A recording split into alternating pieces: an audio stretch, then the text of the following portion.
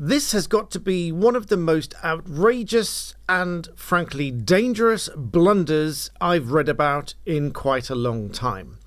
And frankly, I think the law behind this whole issue is somewhat questionable in itself. Indeed, there are many people campaigning to get that law changed, all of which I will explain in this video. But hats off to the BBC for uncovering this scandal, because I read just recently that the BBC provided freedom of information requests to 45 police forces across the country, which revealed that over 729 sex offenders had gone missing, and they were wanted for arrest in the years 2019 and 2021. Now, abuse survivors have called on the government to introduce new laws to ban sex offenders from changing their name. And the reason, you might have guessed by now, that these sex offenders went missing was largely because they simply changed their name. Because at the moment there is no law to prevent them from changing their name, only an annual visit to a police station to update the police on their current information. And of course, they ought to be telling the police about changes to their personal details, such as their name.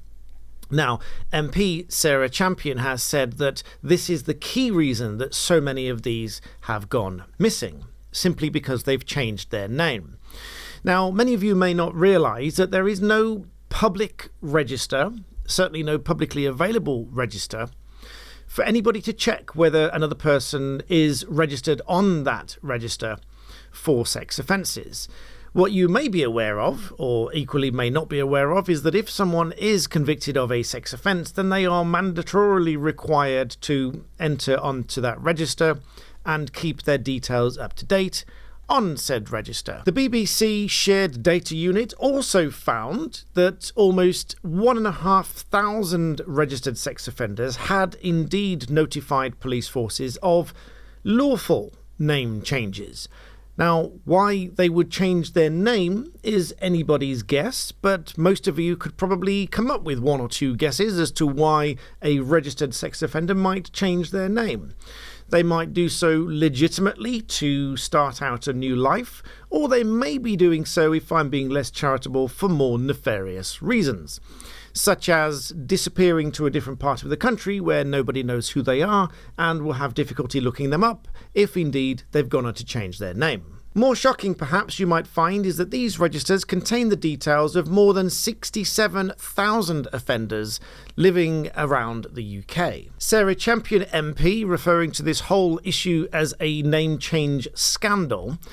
suggests that this issue itself has been, quote, dumped in the too difficult drawer, in that it seems ostensibly too difficult to do something about it because it's too easy to bypass all these onerous restrictions by simply changing their name and then potentially not reporting it to the police as they're required to do so.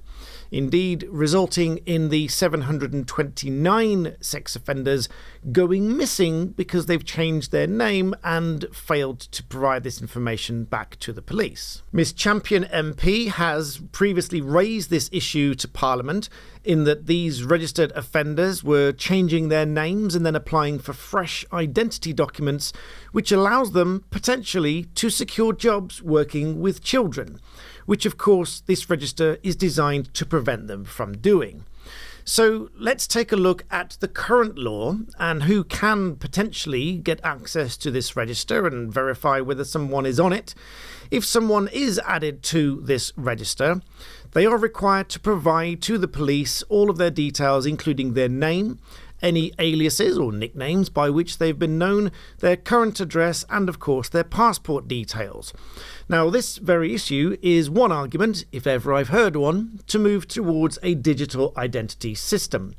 I don't really support the digital ID system nationwide, but perhaps there are some use cases, such as this one here, that might be ultimately very useful. Offenders who are registered must annually visit a police station to comply with their notification requirements and inform all of the authorities of any changes to their personal details, including their names. They have just 3 days, in fact, to notify the authorities of any changes such as these, and failure to do so can result in a further conviction and prison time for up to 5 years for breaching that requirement. But of course, those that haven't done so have ultimately gone missing. The BBC went even further with its freedom of information requests and highlighted several other things of significant concern. First of all, that there'd been more than 5,500 offences by such offenders failing to comply with their notification requirements, which include failing to tell the police that they are living in a household with a child. The Disclosure and Barring Service, known as DBS, found that 2,190 applicants for checks had criminal records and that they'd supplied incorrect or missed out personal details, such as past names or aliases. The BBC also revealed that 6,740 prosecutions began over the last 3 financial years by further offences by such offenders for breaches of their sexual harm prevention orders or other interim orders. So looking at how one does check whether somebody is on this register is a whole other issue all by itself. As I said at the outset, there is no public record of this register, and anybody that wants to check a name on the register must make a specific application. But that in itself comes with specific problems. First of all, perhaps, is the duration that this will take, because if you have serious concerns about somebody who might be on this register and there is an imminent potential contact between said person and a child or children, or working within an environment with children, the time that it takes is up to 45 days for the police to finish this check, which I find altogether a little bit strange, because a database is surely searchable immediately upon receipt of the application. Thus, why should it not be possible to make that search within, let's be lenient, 24 hours or so? Although the government website does make clear that if a child is in immediate danger, then the police will act right away before the check is completely finalised. In making such a check, you will need to show proof of your identity, your address, your passport or your driving licence, or a household utility bill or something else that proves your address. Show the proof of your relationship with the child in question, such as a birth certificate or some other kind of personal child record, to prove that you have standing to make such an application for this information. But it's the third element to this application that I find somewhat troublesome and potentially a hindrance to justice, which as a barrister is a fairly strong thing for me to say. The third element of this is that whilst you can make the application to check whether someone is on such a register, you must sign a confidentiality document to say that, first of all, you are not going to provide this information to anybody else, but furthermore, it would seem that in most cases, if there is a disclosure of such information, the police are likely to tell the person who has been checked that they are sharing such information if they decide that it's safe to do so. I'm not sure how they decide that,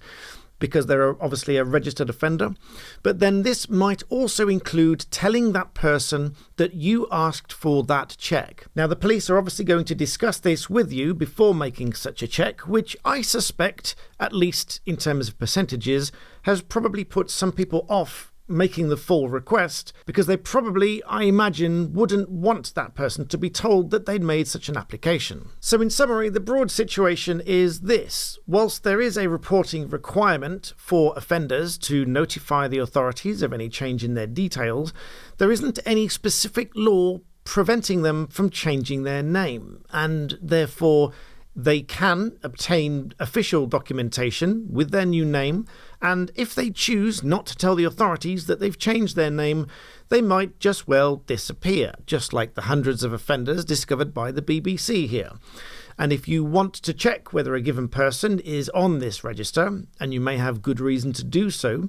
not only are you prevented from disclosing this information to anybody else, including warning your friends and family, because you know that this person is on the register, because you will have signed a confidentiality agreement, and breaching that would itself be an offence, but also that the person that you are making this request about is likely to be told that you've made this request about them. So in fact, many people ask me, is there one bit of law that I would change or new law that I would introduce This is probably one of them. I would probably come up with a piece of law that prohibits any such offender from making any significant change to their name and possibly even curtailing their freedom and rights of movement, so that they must remain within a particular area attached to a particular police station, or at the very least get permission from police to move before doing so, so ultimately their whereabouts doesn't just vanish into thin air, such as the hundreds uncovered by the BBC. I have no doubt that you'll have some thoughts and comments to leave on this issue in the comments box below. Please do keep them polite and respectful, even though this is a rather touchy area, but I'd be interested in your views. I suppose if anybody can champion a change in the law in this regard, it's quite possibly me with your support if you share this video with enough people to get enough support, and I might well create an official petition in that regard. So let me know what you think in the comments. Please remember to like this video and subscribe, because I will always be honest and faithful to you, my black belt legal community, in helping you to understand law. Thank you for watching.